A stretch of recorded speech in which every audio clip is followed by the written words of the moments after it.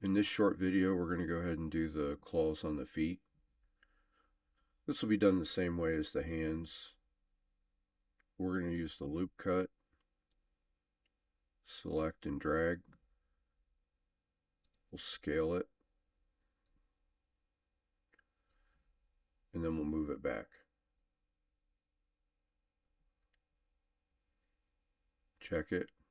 That looks pretty good. Now we'll do the next one. Pull it back a little bit. We'll scale it in. We'll move it back. Check it out. We'll do the same thing again here.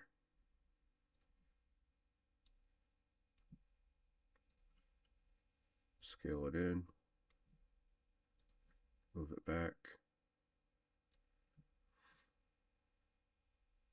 Looks good. And then we'll do the last one.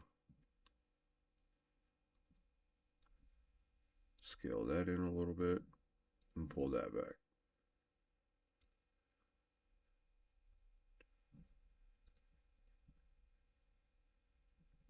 Go into object mode, turn off our wireframe, just take a look at it real quick.